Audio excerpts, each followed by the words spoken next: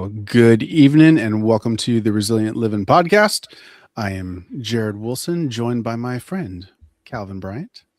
I'm Calvin. Well, okay.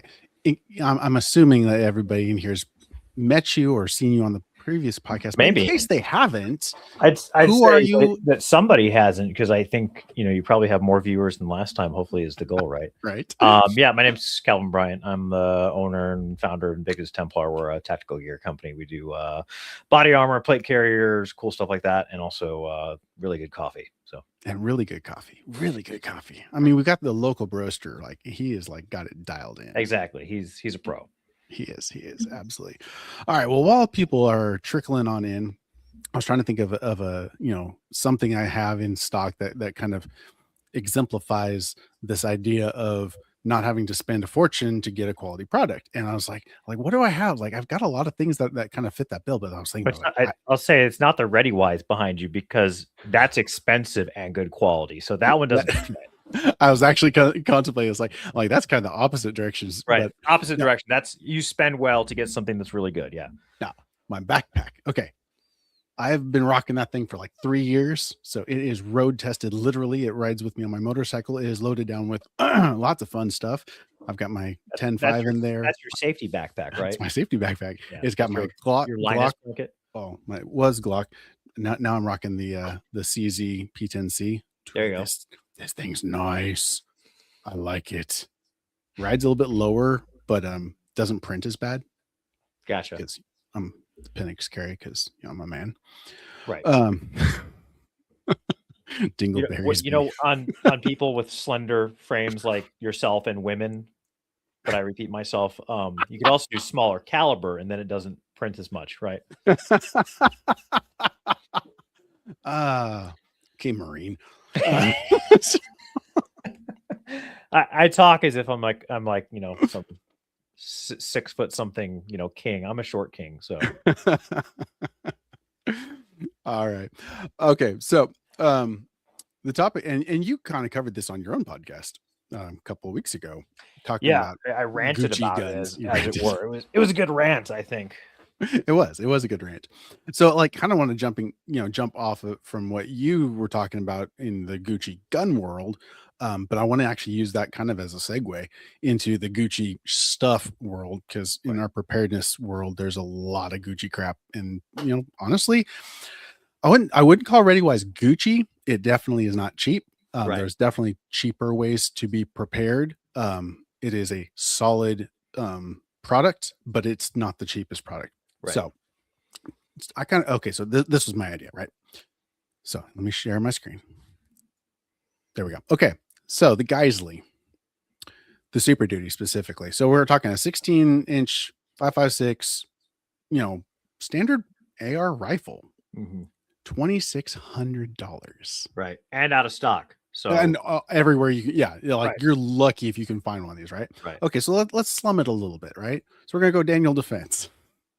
Now we're really slumming it. Yeah, $400. $2,200. Okay, there we go. We're going to jump way down. Palmetto State, $899. There we go. Now we're talking something that I might be able to afford. Yeah. Well, not you just afford. It's like, okay, is this truly more than double the value of this? Is it going to really, or then we can go real slum it. We can go the Bear Creek, and you're into it for $400. Yeah. What's funny about Bear Creek is the amount of people that really like Bear Creek because it just works so well. My 10.5. Right. And so I know guys who run I know a couple influencers who run Bear Creek, and they get stuff from Bear Creek all the time, probably because Bear Creek has cheaper stuff, so they give it to influencers all the time, which is fine. Sure. Yeah.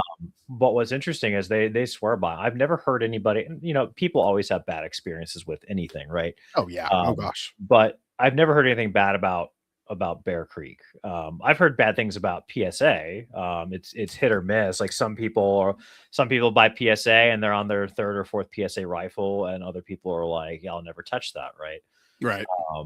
And that was something that I covered on my podcast last week, because for those that didn't listen, for your audience, if they want to go take a listen, um, we have a section in the podcast called "Is That Heresy?" And what we do is we debunk heresy. So whenever we hear something that is heretical, um, there was a guy on a prepper forum, and he posted like 6 different things. I won't read them all off. But one of the things that he was talking about was like bargain bin optics and like cheap rifles and all this other stuff. And the comments section, and myself included, I tried to actually engage with him, because I thought a lot of the stuff that he had to say about the way people treat prepping and the seriousness, they don't treat it with enough seriousness, or they just don't do some fundamental things that they should, like training, right? And so there's a lot of stuff, like I probably agreed with like 80% of what he said, but then I critiqued a few things, and I was like, look, like you're talking about you shouldn't own a PSA rifle. It's like, well, if that's what somebody can afford, then that's what they can afford. And Yeah. so, like the question that you just brought up is like, is that Geisley, or if you're fancy and you pronounce them Giselle, What? it is a rifle, almost 3 times the value. And it's like, maybe, but like, what are you trying to get out of it? And like, what's your purpose for the weapon? Sure. Um, Yeah. and I've had friends over the years reach out to me, and they'll be like, "I want to get my first handgun. What should I get?" And I'll ask him a lot of questions, like, "How are you planning on carrying it?" Like, Yeah. if I know, if there's somebody that like, I know, like the joke I made to you about, the size and the caliber and Yes. printing and all that. If I know the person, then I can recommend, like, hey, you should probably stick with like 9 millimeter below, or like, no, you need like a 380 because you're Yeah. very small, right? Yeah. And so back. So here's like your price ranges. Like if you're on a budget and you cannot afford anything because you're living paycheck to paycheck, but you live in a place where you feel like you need to be armed, go ahead and go get that Taurus, go get that Ruger, Yeah. because it's going to work, Yep. right? Like you're not going to be able to burn thousands of rounds through it because you're going to break it eventually, right? It's not going to perform like something Right. like a Walther or an Yeah. H&K. Absolutely. Um, but at the same time, if you can barely afford a firearm, and this really goes for anything that we'll talk about tonight, right? If you Yeah. can barely afford a firearm and like $400 is like your max, you're probably not spending $1 trillion on ammo. You're not Right. going to be, spending, Training and living at yeah. the range, unfortunately, right? You're probably doing dry fire. And if you're just dry firing, you're not burning your barrel out, right? Right.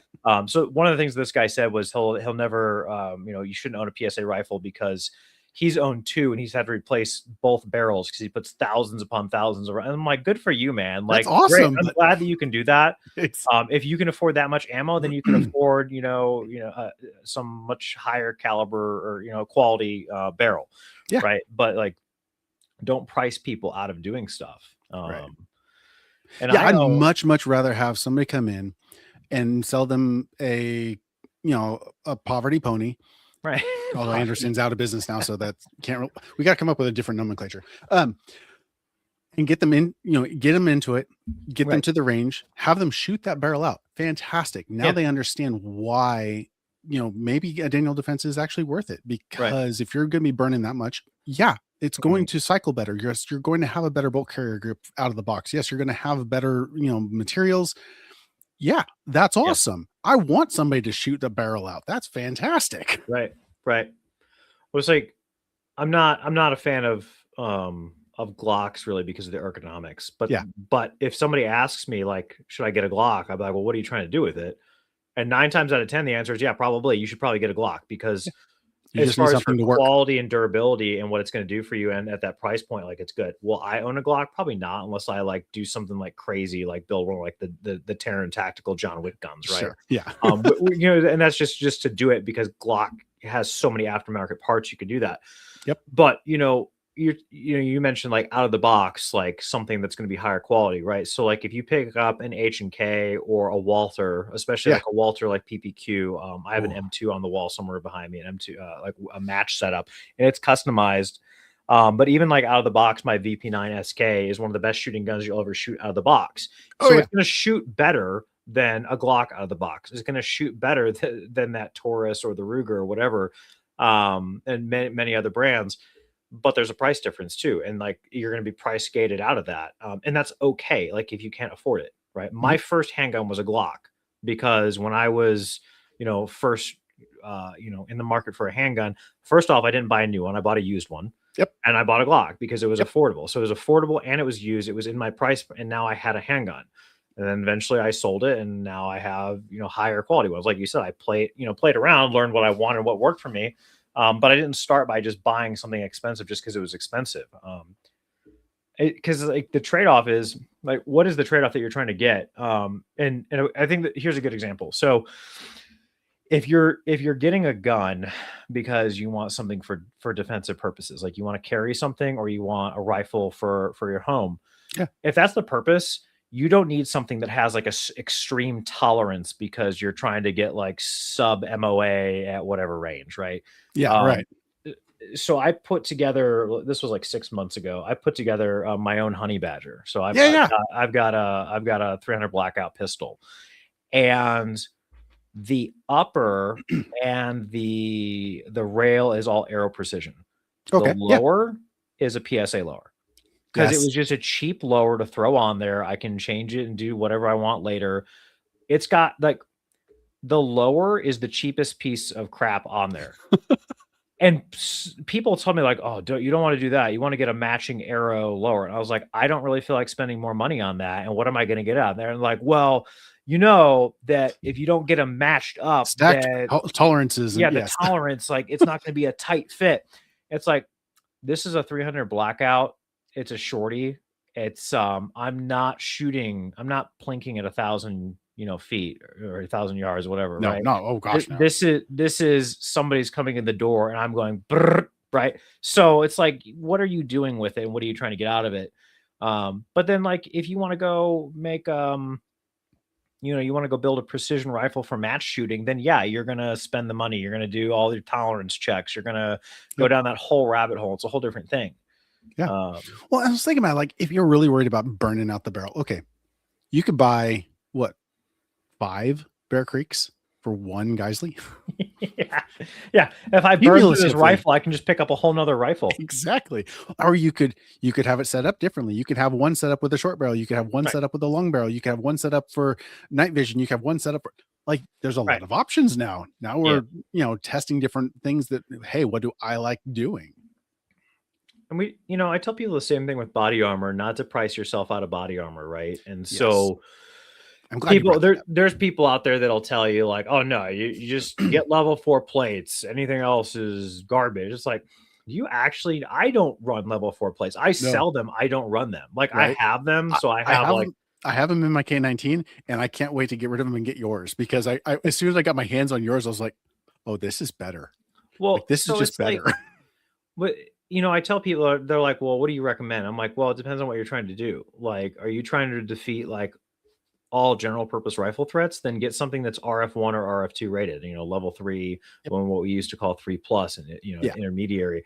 And that's good. You don't need level 4. You don't need RF3 protection. Like that's and if you're not familiar with what that means, like we're talking about armor penetrator threats. So you're talking about like a military grade sniper round that's made to penetrate through through small steel.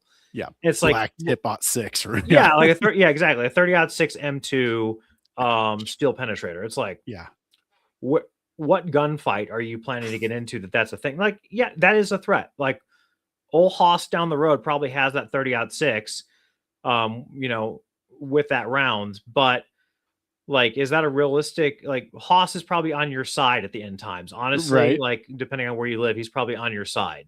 The average threat doesn't have that. So I tell people all the time, like, you don't really need ceramic. You just don't. And so I tell people, like, if price is your concern and you want to have something that's quality and going to do most things for you, get steel. And then, and it's going to do what you need to do. And it's super durable and you're not going to ever wear it out. True. And then if somebody's like, well, I got a little bit more money than that and I don't want steel because it's heavy, I'm like, all right, cool. I've got, some other stuff for you. I got stuff that weighs 3 pounds. Yeah. So awesome. Again, it's like, what can you afford that works? And a lot of people buy steel. I start off with steel. And then I upgrade later. So you might even start off with like really heavy steel just to have something, but it was cheap and super heavy. And then you're like, all right, well, now that I know what I'm doing, like, and I've saved up some money, now I can upgrade. And I think that goes for a lot of stuff, a lot of gear, right? Like maybe you can't resell like food, like you can, like people do buy used, Yeah, you right. know, you use food supplies and stuff like that. You know, single single MREs out of the case, stuff like that. But like generally speaking, you can upgrade over time, right? I tell people they're like, well, what do I do with my old plate carrier, my old place? I'm like, sell it on Facebook Marketplace for somebody who's trying to get their first set. Like you're Exactly. not going to get your full amount back. You're like, No, if you paid $300 for a set, you're not going to get $300 out of it. no. But oh well, like, do you want to 100, upgrade or not? $150. You've Yeah, got yeah. Do cash you in want your to upgrade or pocket. not? Yeah. So yeah, it's in this it goes for like everything. Like there was a conversation about optics around the same Yeah. thing, and optics is a really sensitive subject for people. They of all I the don't know things in the why. tactical community, I'm pretty sure that optics is the most fangirled thing of everything. Like if it's not going to be like your hand, like I don't really think it's really much of a rifle thing. Like there's definitely people who are super particular about rifles, but like handguns and Yeah. optics are the two things that people fangirl over, and like they'll go down swinging over it. And it's like if somebody's an aim point fanboy, like Oh, it's the end of the world. Like nothing else even exists for them, and that's fine. as But long as this it's guy not told O-site. me, and I want your take on this. So Yeah. this guy responded to me because I was like, "Look, man, like not like I get it." So he's like, "People buy like Timu bargain bin optics." I'm like, "I get it. I don't." I'm sorry, I moved my hand. My camera got How dare confused. you? People are like, that I don't think they should go buy, Timu optics necessarily. That's probably not a good idea. If the optic is $20, that's probably too cheap, depending Yeah. on what it is. Unless you're putting like a red dot on like a crossbow, I guess. Yeah, there you go. Airsoft. Yeah, But I something like was that. like, look, man, not everybody has the money for Aimpoint and Holosun. He's like, and he replied to me, he's like, Holosun is like the bare minimum that you should be buying. I was like, okay, now I know I'm just talking like an idiot. Like, I'm Yes. sorry, but you're a stupid person. If you're actually telling people that the minimum they should spend money on is like a $500 red Yeah. dot, Right. you're a dumb person and you don't actually want to help people. Because the whole purpose of the post he was making was he's lecturing about like how people should be prepping and preparing themselves. It's like, got it. But now it doesn't, now it just sounds like you're trying to tell everybody that you're just better than them. Right. Yeah. How And dare you be and poor? I don't know, like, I don't know if you have optics preferences. I have a hollow sun behind me. And Sure. it's a solar powered, like Yeah. multiple reticle, like Awesome. it's expensive. Yeah. It is expensive, right? I also have still on actually on my match gun, I've got a razor from like 6 or 7 years when razor was really first coming out. Okay. Yeah. And so their stuff was very cheap, Yeah. relatively speaking. It wasn't like Timu prices, but it was cheap, Mhm. and it was at the price point where you're like, is that too good to be true? Right. And now Razer, like, and this guy obviously wouldn't buy Razer because it's not Dude. expensive enough, but Right. now Razer has a very solid reputation. Like periodically, I'll see dudes walking around in Walmart with a Razer Vortex hat on. Like there's Razer fanboys out there now for the Razer line of optics. It's like, That's yeah, hysterical. they built their brand by making it accessible to people, Yes. and its quality. Like I've never had an issue with my Razer, but like according to the rules in the tactical community, I should have never bought that. Like, Never. but it has not come off my gun in 6 years. And I've never had an issue with it. So Yeah, I'm saying it didn't need to, obviously. right, yeah. So like I've If probably it paid, like, works, it works. I think And I've just maybe because paid it's like 200 expensive bucks for it. doesn't mean it's better, and just because it's cheap doesn't mean it's bad. I mean, Right. there are certain things that, yes, I'm going to be a little insistent on a good tourniquet, right? Right. I'm gonna like, but beyond that, like there's a lot of wiggle room in the middle there. Yeah. And it's unfortunately that there's like a stigma. And that was like the main point of my commentary on this last week is, this stigma causes people to not set themselves up for success, right? Like Yeah. it's okay to find something that's a little bit cheaper, and even a brand that you haven't heard of. Just go look at some reviews. I was gonna say, and so that was actually I'm planning a YouTube video on how to do review analysis, because there's different types of people who will review different levels, different tiers of Right. products. When you get that S tier product, those are going to be and you pointed it out, the snobby reviewers. Right. And the way we read that changes. If I'm reading some real entry level reviews, it's gonna be some real down to earth, Yeah. bros that just kind of want to make it work. And they're like, hey, look, I had this issue. You might look out for that. It's like Yeah. I'm gonna read that real differently. Yeah. Yeah. And the optics thing kind of annoyed me too, because it's like, even if it doesn't hold, if it doesn't hold its zero perfectly, like after you put quite a few rounds into it, like if you're Sure. using this as a, crap hits the fan gun, right? It's like your home defense gun. Yeah. Like again, you're not doing competition marksmanship with this. Right. You're not going, out in the street and you're, combating somebody 500 yards away. Like Yeah. you have an optic that has a little glowy dot so that you can get it on a target in an emergency, and you're trying to hit a box, Right. right? Like Yeah. A it's going to work. fairly decent sized It's box too. fairly decent I mean, sized box. Yeah. unless we're talking everyday carry. If we're talking everyday carry, yeah, you need it to actually hit what you're aiming at. Cool. Yeah. Got that. No problem. I agree. I think that if you're going to put optics on a carry gun, you should invest in that. But Yes. the keyword is invest in that. And the good news is you don't have to start your carry gun with optics, because they come with iron sights. Yes. Which Learn how to use the iron sights. they yes. Even Learn if how to you use them. even if you carry, and I brought this up, I actually think I said this on the podcast last week, was if you carry with optics and you're concerned that your optic might go out, or you should just be prepared for your optic to go out in general. Because even if I have an aim point, right? Yeah. If I listen to old Steve's advice and I go spend $1,000 on an aim point for Right. my carry gun, it could still fail. It's Yes. possible. So what do I need to do? I need to make sure that I have my sights are raised so that I can co-witness. Co-witness So that it. Yes. so that when I look through there and the dot's not there, Oh, look, the well, I irons guess are. I'm using iron sights, which I've done, which I did. This was years ago when I was shooting USPSA. I was screwing around with my optic and my holster in between matches, and I accidentally turned it off. And I drew, and there Oops. was no dot. So I was like, guess Oh, we're shooting iron sights. right.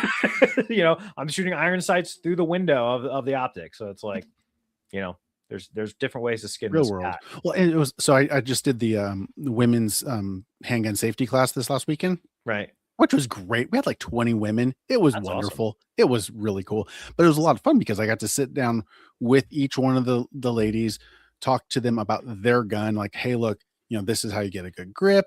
Right. This gun isn't a good gun for you because it doesn't physically fit your hand. Right. Lots of older ladies who had more extreme arthritis, so they had physical constraints. And actually, the optics thing came up. I'm like, honestly, even if the optic doesn't work, it's going to be a good lever to be able to get another round in your chamber. And everybody's like, oh, I hadn't thought of that. It's like, it's a good one. So yeah, I do recommend having having a red dot, sure. Yeah.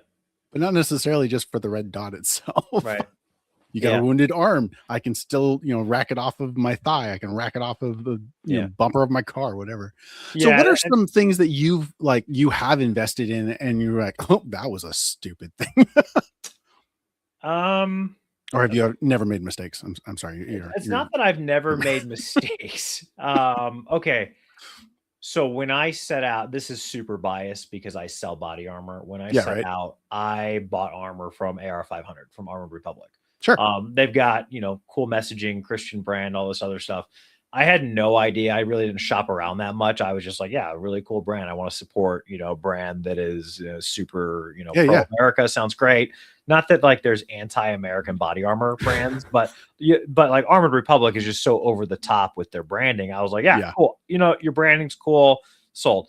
And so I bought plate carriers and steel plates from them. Yeah. And I don't regret it because it was all good stuff, but their plate carriers didn't have the functionality that I would have necessarily liked them to, and they were overpriced for what they did.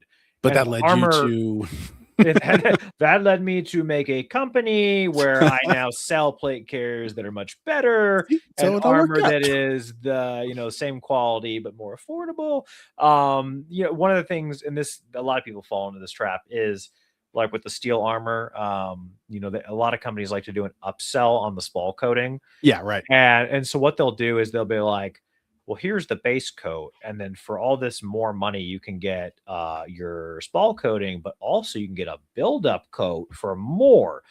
It's like, but so does your spall What's the coating spell not work work? or not? Yeah. Like, so how much spall coating do I need? Like the first part didn't work. And so what we do is we have a base coat where it's just the corrosion and it's cheaper because there's nothing else added to it. It just keeps your Yeah. armor from rusting. And then we have a spall coating. There's no magical second tier spall coat. Like it works or it doesn't work. Yeah. Ours works. So like you just pay cheaper armor or more expensive because you're worried about, fragmentation. But yeah, I'd say like out of all my purchases, that was probably one Okay. that again, not really regret, but I wish I would have done more research and found out that I didn't need to pay as much as I did for what I did. Sure. My firearms, I don't think I've ever made that mistake with a firearm because some of the stuff I've spent a lot of money on, but intentionally so. Like I did a lot of research. Like when I was building I built an AR-15. Well, I built the 300 Blackout too. Right. That was more like ad hoc at a gun show. I just went around to tables just buying pieces, and then I had an armor at the gun show, put it together. Nice. But for that super lightweight one that you brought into the shop? Yeah, that one. Yeah, that thing is sick. That thing is so nice. Yeah.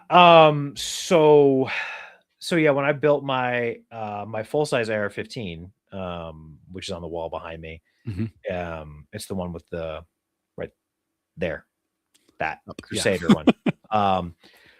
I like hand selected each piece for that, right? Yeah. So like I made like a spreadsheet and I like hand selected like every single piece, every detail about it. But that was like a project I wanted to do. Yeah. And so it cost a lot of money, but that's what I wanted to do. I wanted to build this custom gun. But then like other stuff like the KSG on my wall, like it's just KSG. It costs what it costs, stuff like that. Some mistakes I have made, gear wise, not investing enough money in flashlights, put on weapons, and then finding out that the recoil breaks the flashlight, and so it's wasted money. So that's the case in this. This is a specific case of like price gets you something that would have worked as a flashlight, but then the recoil of the firearm was too much, and I didn't do the right research. It ended up just breaking flashlights.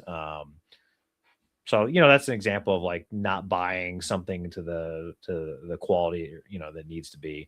Oh yeah.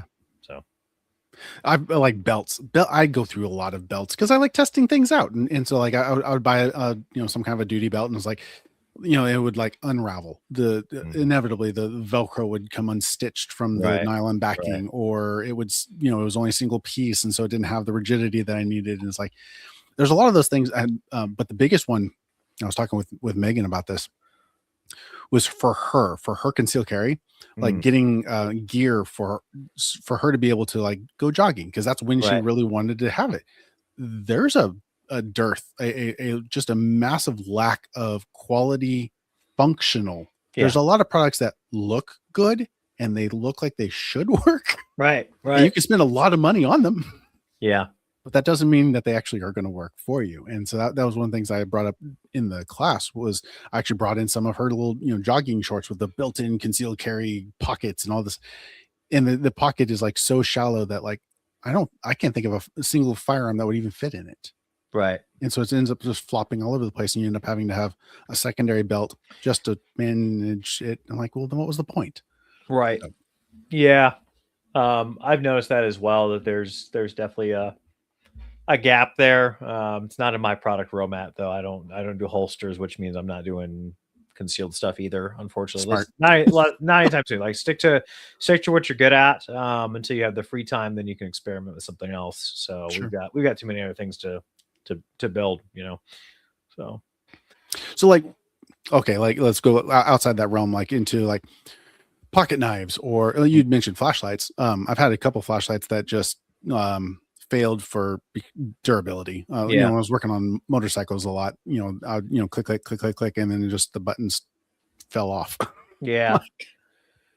Yeah. So I've got a rechargeable. I actually want to get a different one because this is a USB rechargeable one. It's just some random generic brand. It's called Cove Max. So it's got like a waterproof rating on it. You can change the zoom on it, and then it's rechargeable.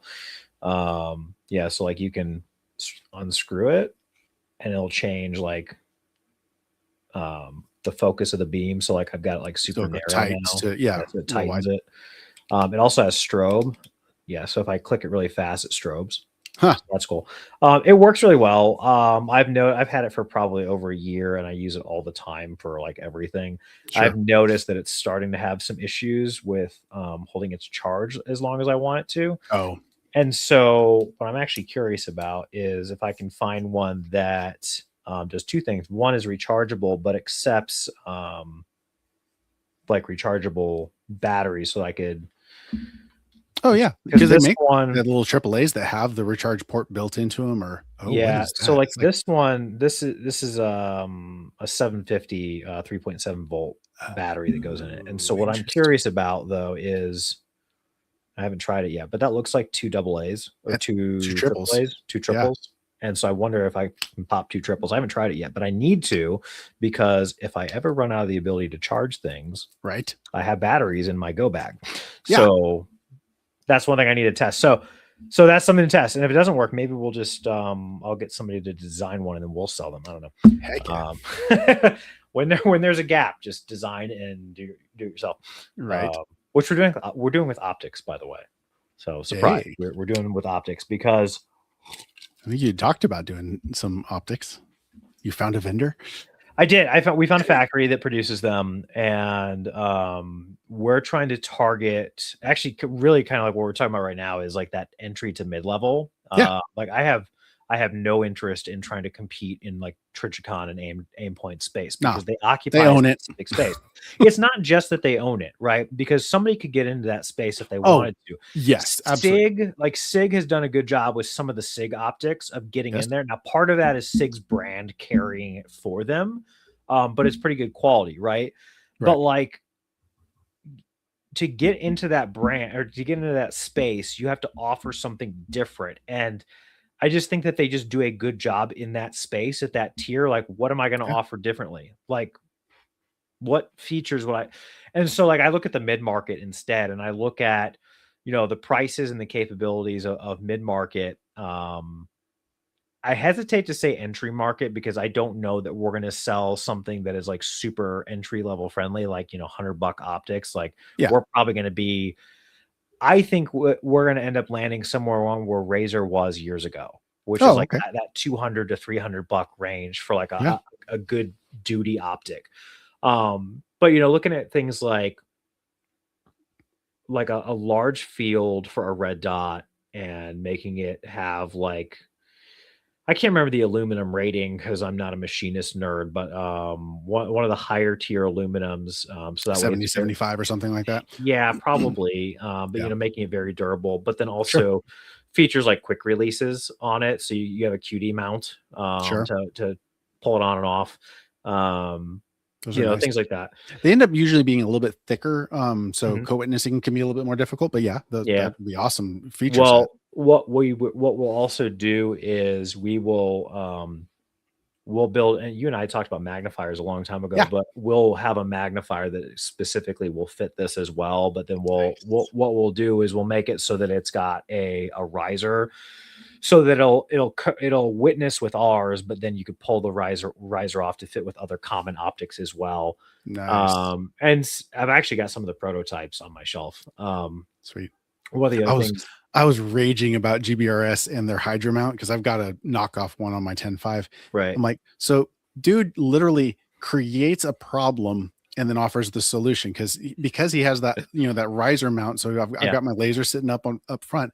You have to run your cabling all the way from the back to where your button is, whether you're running like a mod or whatever button at the front. The yeah, cables are too short. And so he introduces his Hydra mount alongside his 14-inch long cables and his 11-inch long cables. Like, you caused a problem so that yep. I mean, it's brilliant, right? Like it is. that's one way to do it. So, but then like the other thing that I want to do is, and I don't think I want to get into the LPVO space because I Mm, think there's enough mid tier, and I've got like a middle to entry tier LPVO as well. okay. Um, So like primary arms kind of mid-tier or like right around that, okay, maybe cool. slightly above. Cool. Um, And so like I don't want to get into that space either. I think the red dot space is a good space because a lot of the optics that are in that price point are overpriced for being like knockoff garbage. And so like you can build something in that same tier that is not garbage and does what people need it to do, right? Yeah. Like one of the things like okay, so if you're shooting competition and you're indoors all the time, your optic on your handgun, you probably don't pay much attention to it. But the majority of optics, and this is slowly starting to change, but the majority of optics for like handguns, especially, they're not enclosed. It's not enclosed glass, right? Right. And so if you have a single drop of water that gets on the emitter, now you've got this big blur diffused. right? Yeah, right. Yeah, nasty your dot is diffused all over your screen, right? And so like that's an easy problem to solve. It costs not much more to put a back window on the optic and put the emitter in a different space, like so that we're solving problems like that, and then be like, here, we're gonna make it affordable to you. Sure. So that I don't know. We got a lot of testing to do, obviously, especially with testing the zero holds and then testing how well they do with with taking shock and holding the zero. One of the nice things with having the open emitter though is that we have the access for the battery compartment without having to remove the optic. So are you doing a side door entry? Yeah, hold on. Give me 1 second. Let me grab this. I gotta find it in a box. We get a sneak peek. But you can keep talking as I find which box. Because I agree. Having a closed emitter is great. And I was even actually talking with one of the gals who does carry daily, and she has a red dot. And we were looking at the inside, and it was nasty because she'd been doing construction in her house. She was wearing it on her hip, and so all this dust settled down into the cup, landing on the inside edge of that glass, and it makes this hazy mess. You have to get in there with a Q-tip and clean the sucker out, and it's a pain. So having a closed would be great because then it's just wipe off the front, wipe off the back, you're done. So yeah, no, I get that. Yeah, I like that. Put my light up a little bit too. Got really dark in here. There we go. Okay, so there she is. Ooh. So it's actually pretty small. This is a standard like RMR footprint. Okay. But the back is enclosed. Nice. The battery compartment is on the bottom. Okay. Yeah. So you detach your two screws there, pops off your plate, flip it over, change your battery. Right. Yep. And these batteries will last for depending on like what brand and how quality the battery is months or potentially a year or more. Sure. So yeah, that's the goal. So is it like a shake awake? This one is not, but we can make them shake awake. That's one of the things that we're toying with, is if we want to do shake awake or not. So one of them, they had a system that when it was in the vertical position, it would disable the shake awake so that if you're holstered, it wouldn't. I was like, that's smart. So I was talking to the factory designer about that because they make all kinds of different optics and stuff, and I was like, this sounds cool. And they're like, yeah, but if your battery lasts for 2 to 3 years, like, do you then it really care? Like, yeah, I'm like, yeah, actually, that's a really good point. If I spend like way too more $20 every 3 years, like I've just made something more complicated. Well, one, you're introducing a new system that can fail. Yes. So you have a technology, you're adding in a failure point in the weapon system, or in the optic system in this case, but also your weapon system. Yeah. And then two, like that's going to cost more too. So somebody's gonna have to eat the cost of this feature, that the feature sounds good, but is totally unnecessary, because the moment you find out you can just turn your optic on and leave it for years, why not do that?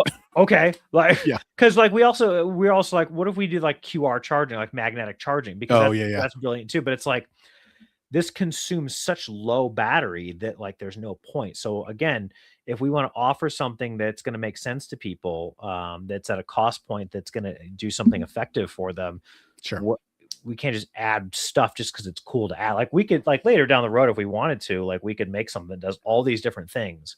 And then somebody who's like, yeah, I don't really want budget because budget is dumb. I want to be a going back to the first conversation. Templar. Yeah, I want to be an Invictus Templar fangirl. I'm like, all right, man, here's your fangirl optic that it's the same optic, but I added more technology into it, so you got to pay me more money, right? Which makes it more complicated, more difficult to use, has more menus.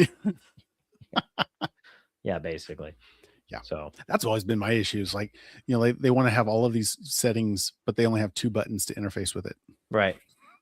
Like, Yeah, that's the other don't do difficult part that. because there's not really room on here to do No, much, right? right? Like you've got 2 sides, and so you can put, you know, your pressure switches here to do whatever you got to do. Yep. At most, you have another side to do it on, but you don't have a whole lot of real estate, right? So because you Mhm. got to think you also have your windage and elevation on there to actually adjust it. Yeah. So if you want to keep it light and you want to keep it in that RMR footprint, there's not, you know, you can only do No. so much. Yeah, So physical constraints there. Yeah. yeah, Absolutely. let me grab the other one because I'll show you the rifle one real quick too.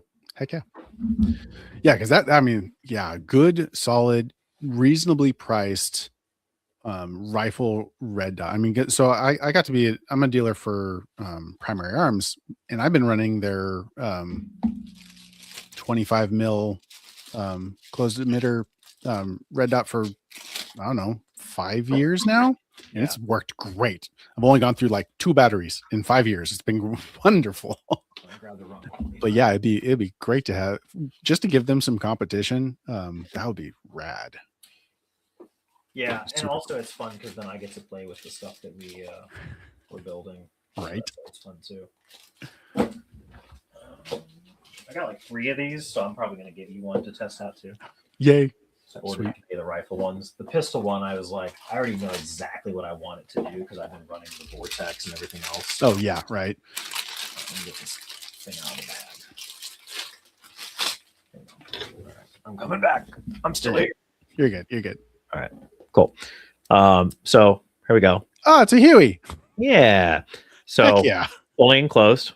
Right? Yeah. QD, of course. Yes. So we can close that bad boy and With a 123 in the front. yeah. So now this one, of course, has a little bit more real estate, so we can do some additional stuff with this if we wanted to. Just because she's got more body to her, but it's actually surprisingly it's surprisingly light for its size. It's pretty sturdy so far. So we're going to see what happens when we go take it out, beat it up. I'm going to definitely throw it on a shotgun too, and let the shotgun take a crack at it and see how it handles that. Because you know, you don't. I probably wouldn't put something like this on like like a Barrett, Right. You know, Or Scar. Yeah. Scars destroy optics. That's what they're, I swear that's what they're designed for, is just to keep the optics manufacturers keep them. Interesting. Scars just absolutely wreck optics. I've never even shot one. I don't even know if I know anybody that owns one, honestly. I don't know anybody out here that does. Yeah. They're fun though. Nice. Okay. So like, okay. Another one I was thinking about was like, your camera's like all over the place. Yeah. I don't know. It's like the pre-built bug out bags. Yeah. Like, yes, technically you can, but the quality of product, and this kind of goes back to the same things. Like, yeah, you're spending money on not good quality. Whereas like you spent the money on specific items to build your AR, and you get what you paid for.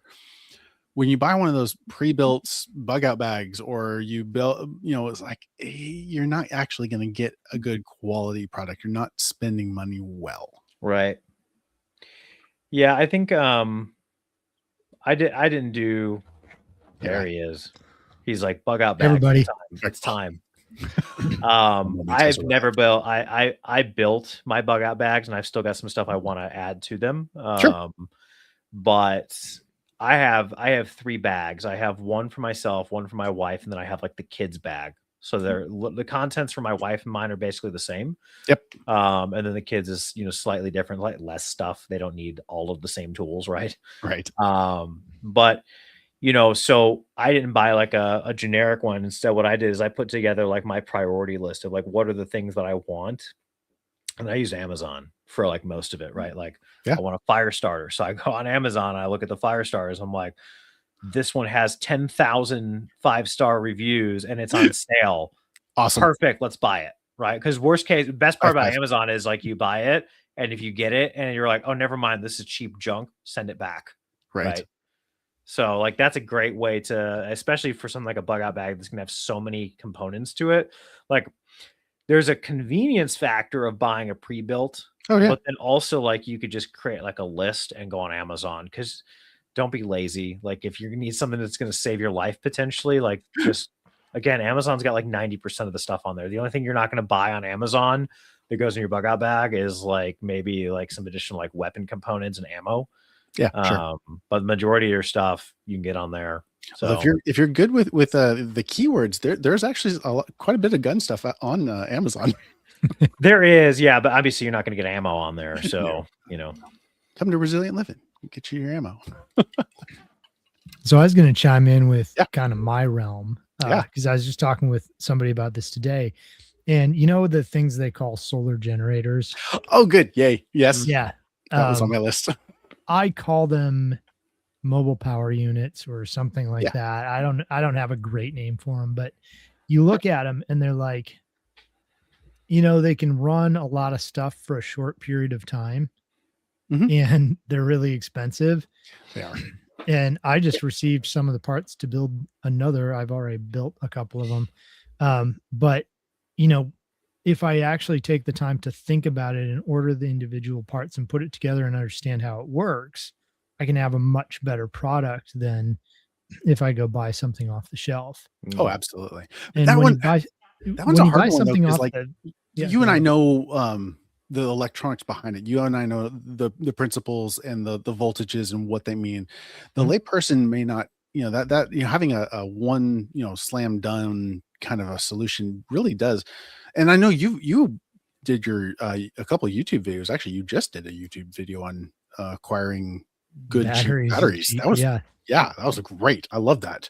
Yeah. So what I'd say to that is that makes it even worse with the advertising as a solar generator. It's like, yes. So now you're stuck in their proprietary solar panels and you've got to go out and buy those. And it goes from being this fairly, something that sounds like it should be simple and not, it's expensive, but it's not terrible, to being essentially useless. So I was talking to somebody today and he's like, well, I'm thinking about, buying one of these for basically one of their relatives who doesn't bother preparing. And I'm like, just go get them a cheap, inverter generator, small inverter generator. It's because one of these solar generators, they don't charge even close to how quickly they're going to discharge. Right. Yeah. Right. Yeah. And you just throw money after money. And if you just think about it a little bit differently, there's usually a better solution. Yeah. I was reliably told that solar is the best power source ever, and that's why we should invest everything into it and also cover our house with it and ignore any concerns about EMF. So or safety concerns for fire risk or anything else. Just trust the experts. And solar. Don't worry that, all the components are being dug out of cobalt mines by child labor or anything. I was just about to say that. And the dead zone around that mine. Yeah. So I'm all for blush. I like buying used solar panels. Oh, heck yeah. Because I'm like, they're throwing these things away at the price you're getting them for. Yeah. They're 80 to 90% full capacity, and then there's a lot less that's going to go into the landfill. So and you're not directly impacting some child who's being forced to mine cobalt or they were already forced lithium or whatever else. So that's how I do it. Yeah. But anyways, that's my example is you can build a much more capable system at a fraction of the price. Sure. And a lot of I won't say a lot, several of those systems you can reappropriate components of. Yeah. So with some cleverness, you can. Yeah. With a little bit of know-how, you can take the components from one that you build yourself and build something else, or, upcycle them essentially into some other components. Yeah, sure. And it seems to be that was kind of their shtick, is they undersized the charge so that it would kind of force you into buying more of the battery modules to expanding, extending your capacity, even though that isn't actually going to help you in the long run because it's going to take even longer to charge. Right. Yeah. And it's just something where it's like, there's an easy solution to this, but nobody's putting it out there because, people don't want to spend the extra little bit to get that functionality because they don't understand it, the faster charging or whatever else. Yep. So, yep. Anyways, that's my 2 cents. I'm going to jump out here again and let you guys disappear. I was just, jump in, jump out. That's funny. Well, yeah, but I mean, so it's the same stuff. I mean, we if we can spend 4 times as much on the Geisley versus the Palmetto State, we can spend 4 times or more on the solar generator versus just the components. I mean, because he found a vendor, they decommission solar arrays, like commercial grade solar arrays, and then they go through, clean, test all of the panels, and then they sell them for literally cents on the dollar. He had a whole stack of them. I think they were selling for like $15 a panel for 300 watt panels. Interesting.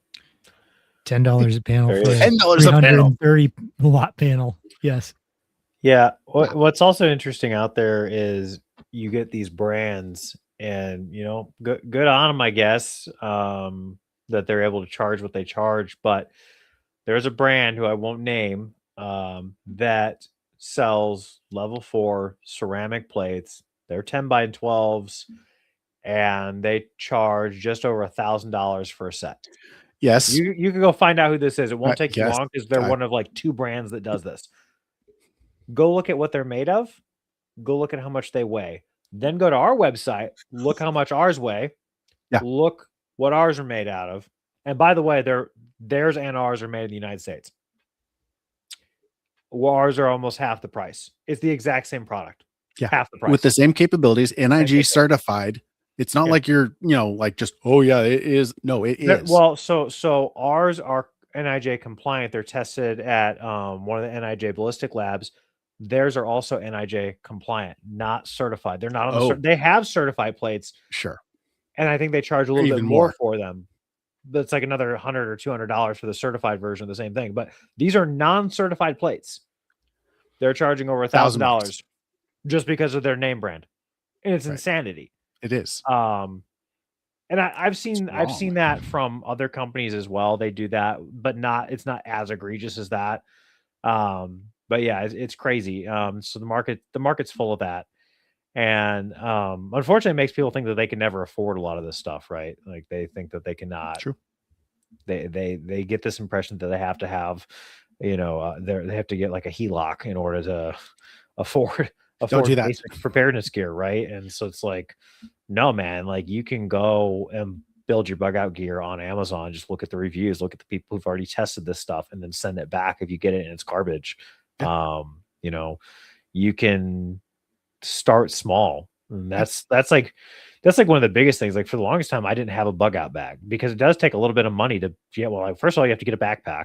Yeah. And a quality backpack's going to cost a little bit of money, $50 to $100. Yeah. And then you got to get the contents, and the contents can add up really quick. So buy a little bit at a time. Right. Absolutely. You don't need, I don't know what name brand, like Surefire. Surefire is like the only name brand flashlight I know. You don't need a Surefire right off the bat. Like, should you upgrade to one over time? Yeah, maybe. That's probably cool. Probably. Like they have a good reputation for a reason, but like if you can't afford a Surefire, Streamlight makes a really good product too.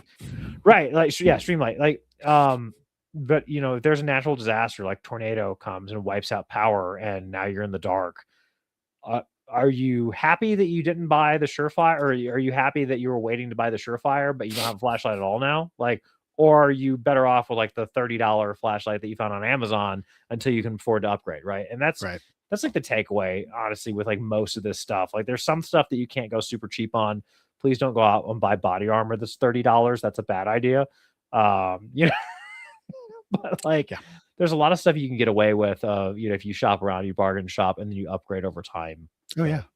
Well, and that's like, okay. So like I got set up to be a vendor for, what was their name? My Medic. Mm-hmm. they have good products. Like I went through Yeah. all the reviews, I went through the physical stuff. I'm like, dude, this is really good. Yeah. And I looked at their pricing and went, no, that's not going to Yeah. work. Like It's insane.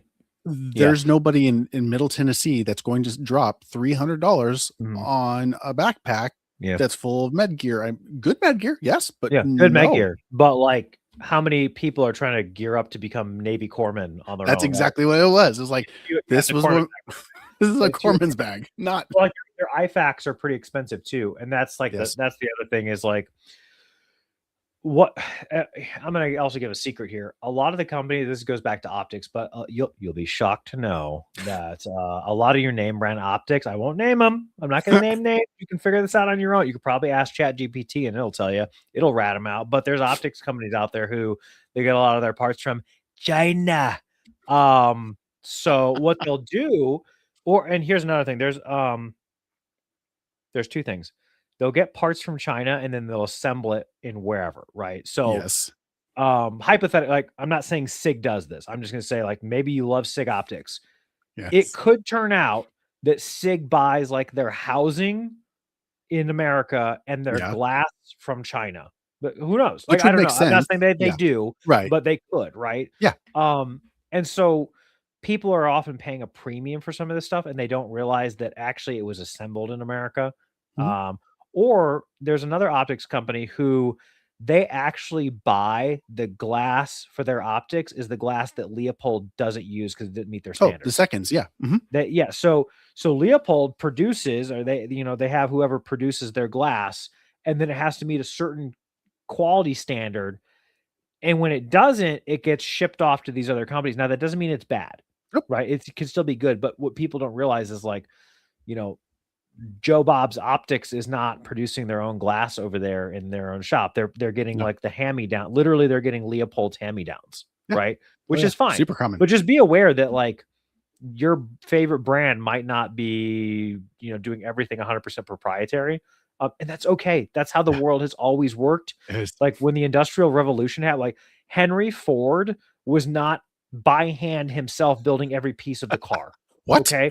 Like, yeah, right. Like he was not mining the ore and smelting and like making the steel. Right. Like that's not a thing that he was doing. So like there's always a supply chain. It's just, how strict are you on your supply chain, what you care about, and then like what's the cost trade-off there, right? So absolutely. Yeah. No. Well, and I was thinking about like it's like, navigation. So yeah, you can spend a fortune on some of those really nice Garmin GPS systems, or you could learn how to use a compass and a map. Look, which you should know anyway. Okay, here's the thing about compasses and maps. If you are a officer in the military, no, you can't. Lieutenants do not get. Yeah, by default, lieutenants can't do it. So it must be 03 or above. Right. So, yeah. But I agree. Like, there's no reason where like somebody can't, and you can get a lot of like the little key, like the the little paracord keychain or wrist bracelet thing that's got the tiny built-in compass. Like, in an emergency, you don't need something that is like hyper accurate. No, right? You're not trying to calculate a single mil. Yeah. I know that the fire rescue is that way. Let me go that way. Right. I'm trying to get to this hill so I can see the place over here that way, and that's it. That's all you need, right? You're good. Learn how to navigate that way. Like you don't have to have precise land nav skills to survive something, right? Right. So yeah, and it's way too common, especially in the prepper community. Is we get this idea of all of these Gucci solutions for all of these problems that probably we will never see. Right, and that's the other thing is. And I said this in the podcast last week, the guy talking about how he burned through two different PSA barrels. I'm like, look, man, that's all great. Right. But the other point that I made on the show was the odds of you ever being in a situation where you're expending thousands of rounds of ammunition because of the end times, like you're probably not really in World War Z. And if you are, your barrel is the least of your problem. It's actually running out of ammo because where are you getting your ammo resupply? Right. Like, and you're not going to, if you're putting enough rounds through your barrel to melt the barrel or just to wear it out, like you've already gone through, like, have you ever seen a survival movie where they had that much ammo? No. Like, even in these like Hoarding every possible round. Yeah. right, I don't keep enough ammo stored to be able to burn through all my barrels. Like, I just Oh, don't. Like, I don't gosh, have that no. kind of money. Not not in I this wish. economy. Yeah, Not in right. this economy. No. So it's just not realistic. I was No. like, yeah, you're not at the Frozen Chosen fighting the waves with Chinese. You know, and yeah, sorry, you're not Smedley Butler. That's So right. There you go. get over it. You know, just be realistic. But yeah, people prep for the things that are never actually going to happen. Here, I'll give you an example. So when we moved to Tennessee, so growing up in Indiana, in Northwest Indiana by the lake, because I was by Lake Michigan, tornadoes are few and far between because the lake effect shields you from that very well. Oh, But they were a thing. And typically, like where I lived, I was just outside the range of where tornadoes would actually be because I was just close enough to the lake. The lake effect almost like 99% certainty would block tornadoes. Like 5 to 10 miles away, we would every once in a while one would touch down, like further south, right? So moving to Tennessee, there's no giant lakes, like there's no Lake Michigan in Tennessee. So there's nothing to disrupt tornadoes here except for mountains. And so like tornadoes became more of a real threat. yeah. And so what did I do? I went and I bought a NOAA radio, Yes. right? Yes. I bought a cheap one just because I was like, I don't really know exactly what I need. So I went out and I bought it. It's actually sitting on my desk. And then after using it a few times, I was like, all right, this is not amazing. I want one that's like programmable by my location and I can filter out alerts because I don't actually care about a thunderstorm warning. I can hear the thunderstorm. I'm in my house. Like, I'm not no worried about kidding. the thunderstorm, right? Yeah. Your thunderstorm warning is doing me no good. If the house gets hit by lightning, your warning didn't do me any good. I already know to be inside, so I'm good. What I want to know is if a tornado touches down. And I want to know if one touches down in my county, not 2 counties over, because for those of you who don't have a NOAA radio, you get on a frequency and the frequency is for a region. Mm-hmm. Unless your radio allows programming for basically like think of it like a sub-region, which is usually by zip code, or like a grouping of zip codes. So if you buy a generic NOAA radio, you'll go to like your broadcasting. Like, so for me, like the main station is out of Nashville. From Nashville to me is 2 hours. That's a long way. big space. So if a tornado touches down from me 2 hours away, guess what's going on at 2 a.m.? Yeah, right. And I'm like, oh God, come on. So like this was like a thing where it's like, okay, I bought the thing, I was prepared, I got the weather alerts, great. But now what I'm going to do is I'm going to research more and I'm going to then invest in a better NOAA radio that costs 3 times as much because I want to be able to sleep through the night unless a tornado is actually in my city. Right. Yep. But this is an example of you can buy the cheap thing that's going to save your life because if you're worried about death by tornado, you would much rather be woken up for a tornado that's an hour away than not woken up at all. Right. Agreed. And then once you can afford more, buy the radio that is 3 times more.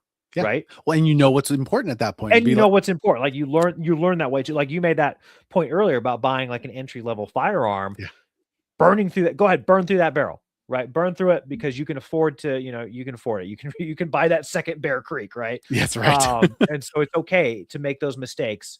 Don't make those mistakes on the Geisel, right? Don't make the mistakes on the aim point. So I think that's a good way to do it, right? Absolutely. Well, and I mean, so like when Meg and I were younger, we did a bit of backpacking, and that was kind of more of my foyer into the whole paradigm.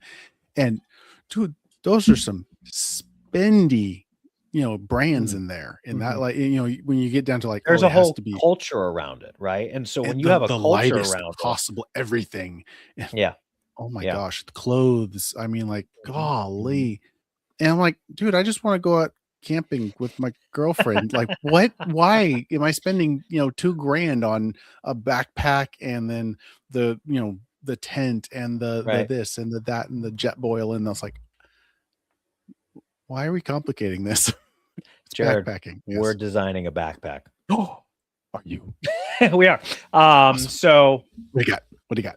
Ryan's gonna like this, because you guys had an episode months ago where you talked about backpacks a little bit, and you're talking about the weight. Yeah. And I think the weight or the size that you guys landed on was, you said something like optimal is like 35 to 38 liters, somewhere in there. That's my sweet spot. Like unless you're like going to ruck to live in the woods forever, right? Like in which case you've got the main pack on, right? Yeah. But yeah, the sweet spot is somewhere in there. And so we're building a modular backpack. We already got like the concept art for it. And so the modular backpack is going to do a couple different things.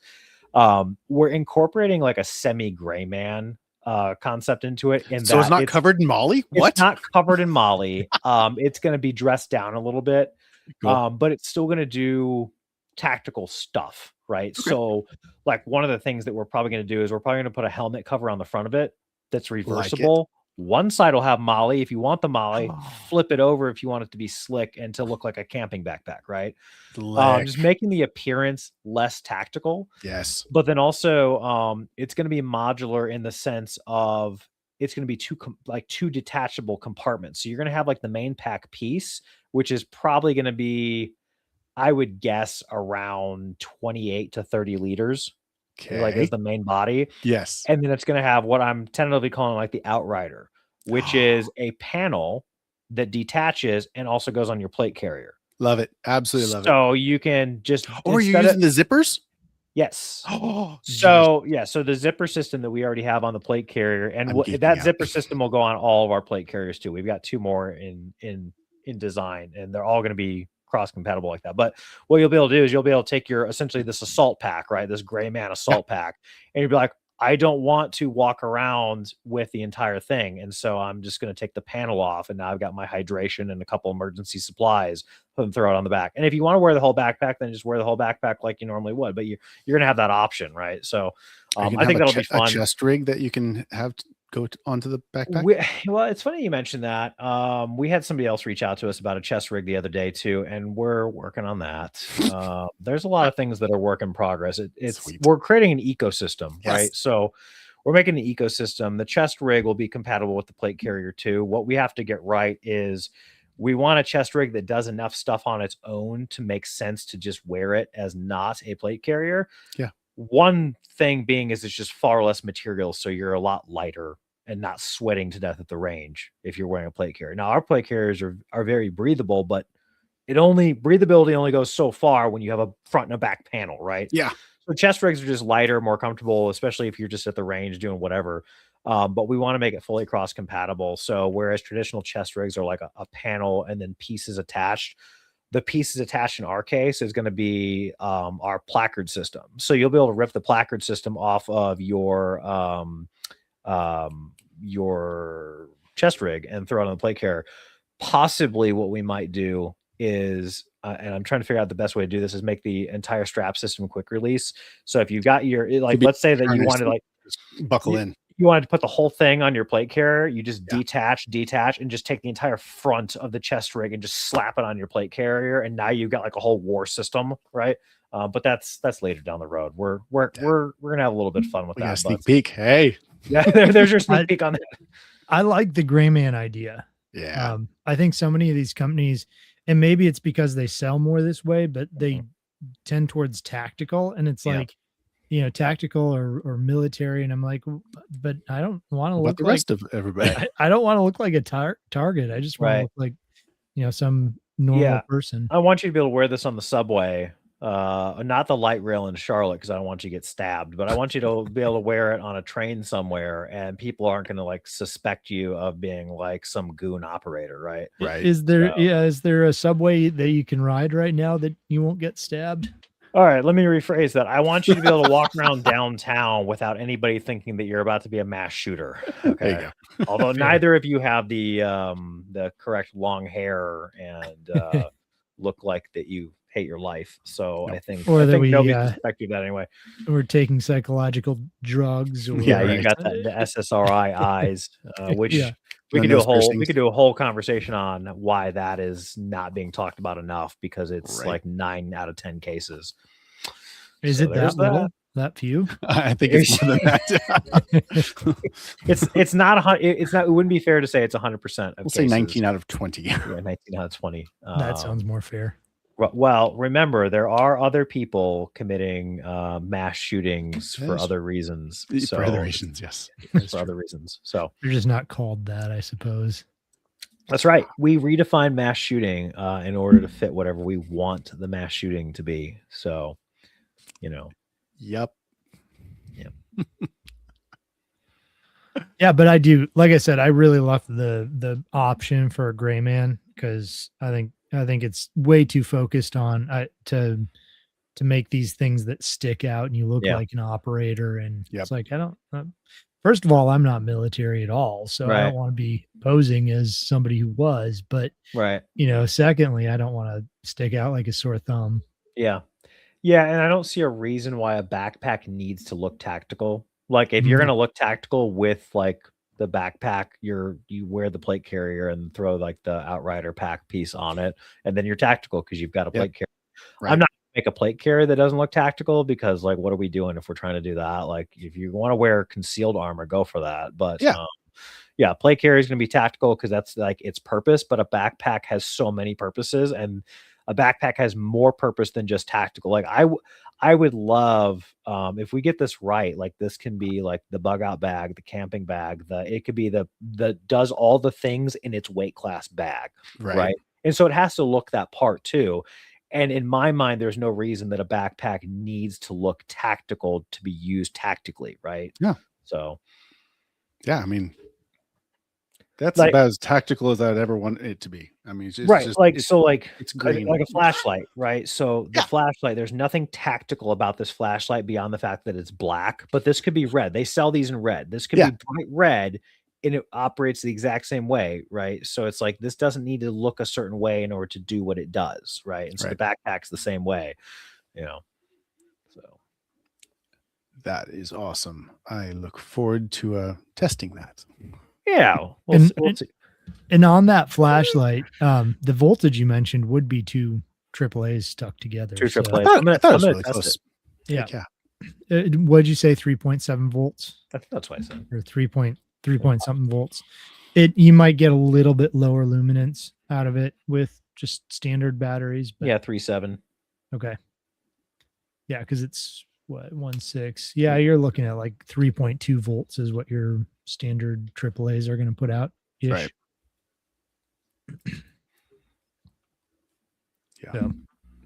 Yeah, it's interesting. I love having stuff where you can swap out standard things for, especially when it comes to batteries. Yeah, that's handy and very uncommon. Yes. I think Amazon, well, part of why I think it's so uncommon is Amazon used to carry a lot of things in, I forget it was like the 123 battery, but it was the 14, I don't know, 560 or something like that. Oh. Instead of the 18650. Sure. And it was the exact same size as AA's. And so they stopped carrying it like in any, like you can't get a toy car with it in it anymore. Oh, wow. Because people would start putting the wrong batteries in and they're the wrong voltages, or they swap those out into something that had AA's in fry. Woo! Yeah. Spicy. Nice. Well, so like, okay. So a lot of this in my brain, a lot of the people who I see doing what you were talking about, Cal, at the beginning, almost for clout, it's the Instagram guys. It's the guys who have the quads on their head that go through the Wendy's at 2 a.m. and like it's like why are we doing this? Yeah. Well, I think there's that, but then I think people also they have this idea that if it's supposed to save your life, then it needs to be expensive. And it's like, yeah, I mean, maybe, but maybe not. And that's what people just need to have discernment, and they have to understand that it's not a one size fit all. And in which case it's more like just cause it's expensive doesn't mean it's good. But I think there's part of it is the clout piece, but then like this guy, in this particular instance, this guy that I ran across on Facebook, Steve, Steve didn't even have like a picture of himself on his profile. Like it was like a animated picture, like he'd used Oh. AI to generate some image or whatever, like a Weird. logo, like a logo for himself, right? And so, there's definitely people in the prepper community, maybe not as much in the tactical sphere, because if you're a tactical influencer, or just you want to have your opinions about tactical stuff, like you probably don't conceal a whole lot of stuff. Okay, But sure. in the prepper community, I think you have far more people who are conservative on what they put forward in appearance. So for them, Okay. they're probably not posting all of their, now people do post like their stashes, right? And they're like, look at Yeah. all my stuff that I've stashed. And it's like, cool, man. Yeah, that's good. This is actually a good example. We can look at this and we can learn from like what you've put your money into, and is this a good decision or not? Yeah. I don't think they necessarily do it for the clout. I think some of them have just this mentality of like, if you didn't buy a certain brand, it's not reliable. And it's, again, this goes into the fanboy fangirl thing of like, I love Ford because my dad drove a Ford, and so I love Ford. Sure. And I will never shoot anything other than a SIG, even if SIG shoots me. Things like that, right? So it's just one of those things where like people get attached to like a certain namesake or a brand reputation, and they stick with it, right? Sure. And like conversely, like I've never had an interest in owning a Trijicon, even though I've seen super high quality Trijicon optics out there, and I know guys who love their Trijicons. Oh yeah. But I was issued a Trijicon in the Marines, and it was so just hot garbage that I just have a bad taste for Trijicon in my like I have this mental picture of like I don't want a Trijicon, like an aversion to it, I guess is what you'd say, despite knowing how good some of the Trijicon optics are. Like it's like I just can't get over that, and so I'm just not going to do it. So sorry, Trijicon, I'm just not going to buy your stuff, even though I know you have good stuff.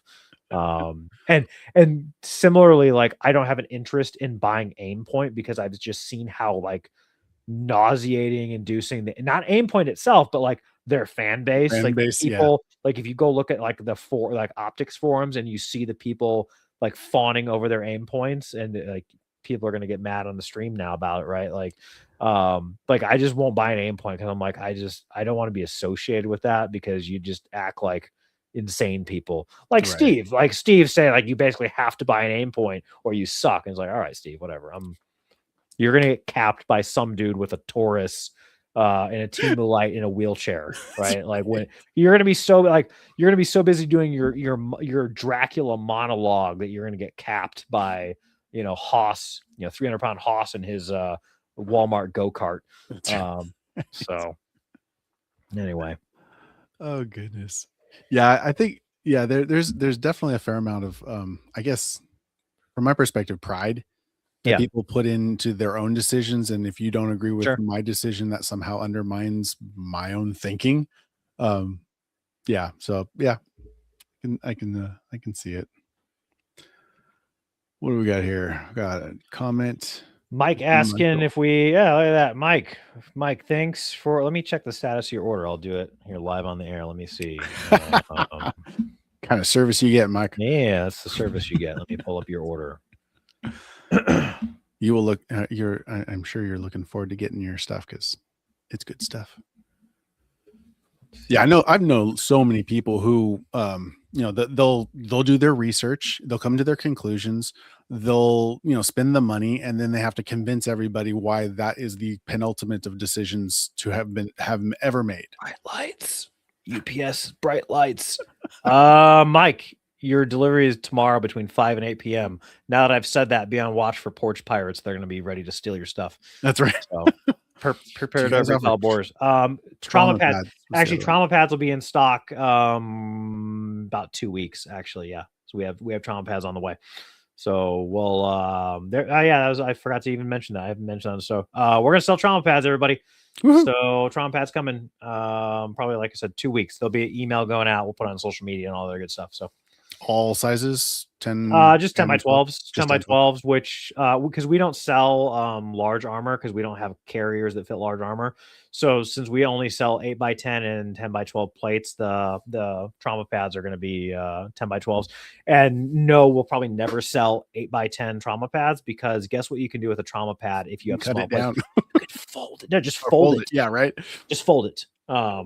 Yeah, so don't cut your trauma pads up. You don't need to buy different sizes. Just 10 by 12s for anything 10 by 12 and below. Anyway, Mike, thanks for your support though. Heck yeah. All right. Well, is there anything else that you wanted to cover on this evening? Let's see. Did we talk about the fluoride in the water?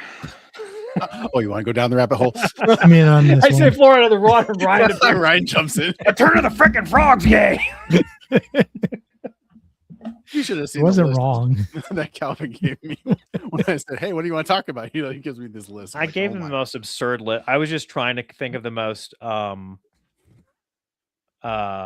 like absurd list of things to talk about. So I was like, what are the most divisive things? I was like, what did I say? Like gay frogs, chimeras, aliens, of course, Jewish space lasers and Freemasons, MLK and being a CIA plant.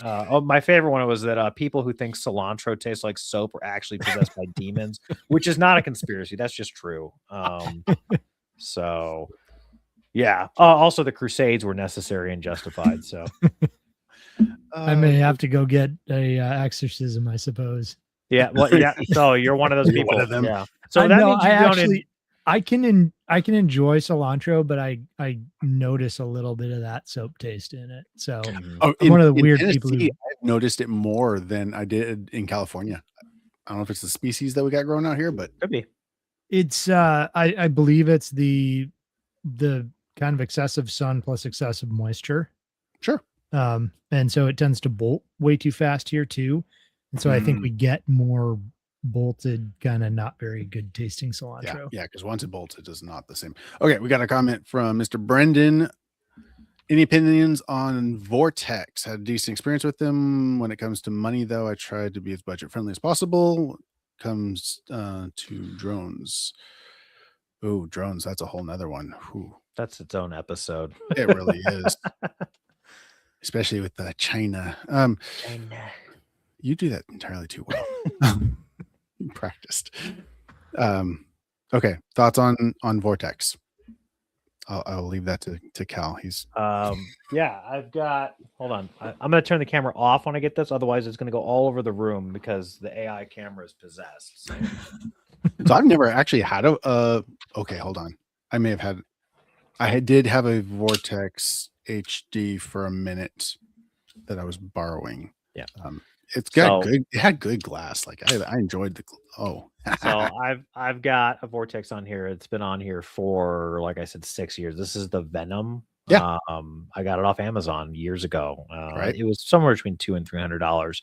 And I mean, looking at it size wise, right? It's kind of large, especially compared to like the footprint of like where we're going. Right. Mm-hmm. You can see the difference in technology over the course of 6 years. Like the footprint is different. But this thing has not come off in 6 years. It's been phenomenal. It's been dropped. It's been beaten. Like you might not be able to see it on camera, but it's torn up and chewed up all around here from being beaten on everything. But it's held up. And if there it is. She's on. So, yeah, I think Vortex is great. I haven't bought anything new from them recently, but yeah, it's been great on a comp gun. I built this as a comp gun just for funsies. It falls into open class, which makes it wildly unsuccessful in open class because you have guys with actual race guns. Yeah. But short of like the John Micklicks of the world, like this thing still holds up very well. And I mean, it obviously well outperforms, duty carrier and even duty optics class. So, yeah, I like Vortex. Is the short version. I think they're good. So nice. I was thinking about he ended off that comment about warfare becoming with drone warfare becoming a huge thing. I saw some really cool shotgun anti-drone rounds last week. I was like, that's dangerous. Like Yeah, as far as I understand it, FAA still considers that a no. Don't shoot drones out of the Shooting down sky. drones. Yeah. Yeah. Well, That's a pretty big deal. Yeah. Yeah, because it is an aircraft and I On the- look at protected. it. I look at it as if we're ever being invaded and foreigners are using drones against us, I don't care what the FAA says at that point. I will obey all laws until law stops being enforced, right? Like, Yeah. when there's no longer the capability to enforce the laws, then and that's like the same reason like you have a firearm, right? Like if the police aren't there to protect you, now you got to protect yourself. So Yes. you know all those rules apply that way, right? Like we're going to obey all the laws. But if society collapses, then I don't think anybody cares. I'm shooting an Iran's drone out of the sky. Well, somehow I feel like if you shoot Iran's drone out of the sky, you're going to get sued by the U.S. government for some reason.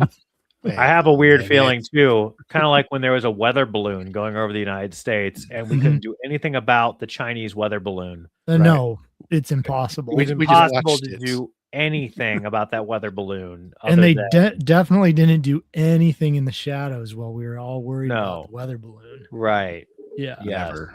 So we're good. Yeah. What did we use? Like a $2 million missile on it or something? Something stupid Something- like yeah. that. After it had already passed over After all it- the, like, it was no, Right. there No was, longer a like, threat. if I remember correctly, at the point that they shot it down, the trajectory of the balloon literally did not have another military base it would have flown over. Like we Right. shot it down so it wouldn't like go over like some crab fishers in Maine or something, right? Like, Yeah. which maybe we should look. Some internet sleuths should look into that. Why were they protecting the crab Ooh. fishers in Maine? What was actually going on there? Is the real question. That's the real. Yeah. We are cool with them going over our nuclear sites with the balloon, but not Maine.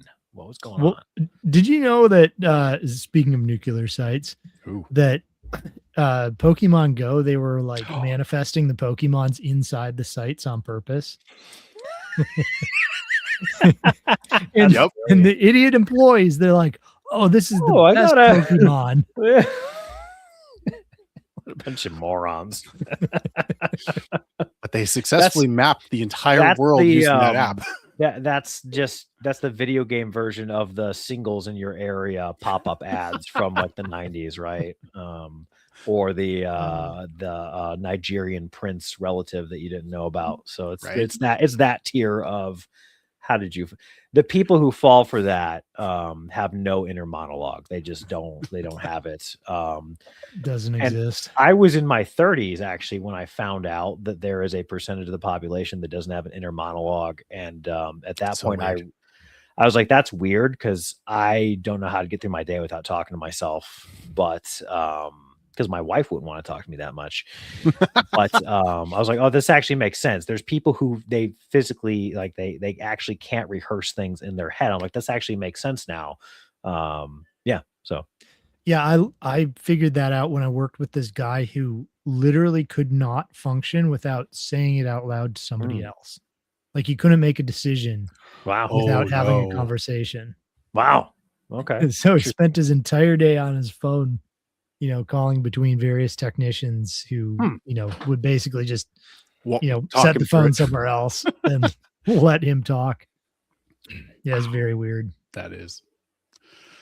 Alrighty. Well, we're about that time. Cal, you want to tell everybody who you are and where they can follow you and find out more about your products? Yeah, I'm the guy with controversial, semi-controversial opinions, and I own a company that sells body armor and really cool plate carriers. You can find us at invictustemplar.com. All of our social media is also Invictus Templar. We're also on Spotify and YouTube if you want to catch the Coffee and Crusade podcast, where I give hot takes and not so hot takes, including tactical tips and dispelling heresy. This week, I think we're going to be talking about a little bit of some fatherhood struggles. So I think it'll be a fun conversation, or a fun piece for people to tune in. And if you want to hear the full rant about Gucci gear, you can also listen to last week's episode. So there you go. There you go. Nice. Well, Ryan, you didn't talk a whole lot during this episode, but can you No. tell everybody No, who I you was are and where to find He, more about he you? popped in for solar panels, and when I mentioned fluoride in the water, so That's it. Yeah, That's I'm literally- in for whatever conspiracy theory. I'm up for it. let's. Now that you've said that, let's talk about why the Titanic was sunk. Let's schedule an episode for that, and we'll just talk about the Titanic. And the It truth wasn't the behind it. Titanic. It was was actually not. the sister ship. There You it mean is. the you mean the one that what was it, JP Morgan didn't get Morgan. on? When- That's yeah. right. Mm. This is And going to then get the fun. Fed was- This is its own episode, or Yeah, maybe okay. just maybe so that you guys don't get in trouble on your channel. I'll host it on mine. Okay. We'll do Crusade talk. So Sounds sorry, good. Ryan. Ryan, go ahead. Podcast after hours. You got me going down a road. And so if people want to find my actually quite non-controversial stuff on YouTube, just look up the Homestead Consultant, or I don't know, you can go to thehomesteadconsultant.com if you want help with your homestead. What do I do if I have 2 chickens that just won't stop leaving their run? Shoot one of them. Make an example of them. Okay. I mean, there's a lot of solutions right behind you, but We've done that. We've done that. there's a crock pot. What? Actually, serious question. Yeah. Have you ever had a broody hen that just would not stop being broody? Do you just turn them into dinner or what? Oh man. So if you can get them chicks, like if We you did can that. get them, She you did raised that? chicks. Yeah, Mhm. we hatched Mhm. some Nice chicks. job. She raised them at 8 weeks. At like exactly 8 weeks, she was like, "Time for more welfare." Hopped right back in the box and was like, like, Oh. "Come on." Yeah. Who I did don't this? know. It's either, get rid of it. Some people will try dunking them in water. I don't think that works. Like an ice For bath. how long? Water Yeah, like an ice bath. You just Glunk. dunk them in for a bit. I don't think that Baptize you in works. the. Usually if you get them babies, they'll figure it out. But if they don't, either consider it a blessing and keep using them. So they'll Mhm. raise out their young and you don't have to deal with it. And you Yeah. get, some roosters at the end of it that you go in your crock pot. But Right. um Well, we just otherwise hatched, get rid we of her. just hatched a second batch of chicks for her, and she doesn't want them. Oh, okay. So, So you're not letting she's- her sit on them. She's real close to. She's sitting on eggs right now. We're gonna let her stay. We've separated her. We're gonna let her see if she'll actually hatch these ones herself. Mhm. But if she doesn't, this is her third time, third strike, and she's dinner. Like so. Well, you can try the ice bath and let me know if it Ice works, but I've never actually heard of curious. it working. Interesting. Yeah, I want to go I want to go baptize a chicken now. So, all right, cool. On that note, all right. Jared, what do you do? Goodness. I am Jared Wilson. I own Resilient Living, this podcast, and the shop. So we sell a lot of preparedness items, from firearms down to books on disaster preparedness, homesteading, and anything and everything between. You can come by the shop. We're right between Sparta and Spencer, right on 111, corner Hodges Ferry Road. You can catch us online, resilientliving.com. That's LIVIN.com. You can follow us on YouTube, Facebook, Instagram, TikTok. Yes, all of those. Had to think about it. All the above. All the above. You're on TikTok. That's disgusting. I do. I know, right? That's disgusting. All right. Another conspiracy Another theory. It's a there, whole but nother, hey, but it's American Oh, owned yeah. now. It's better, right? No, it's worse. Mhm. It's so Right. much worse. It's way worse. It is so bad. I need my government to do more things for me. No. All right, everybody. Have a good evening. Catch us next week, Tuesday, 7:00. We'll be here. All right. Be here. Later. See ya.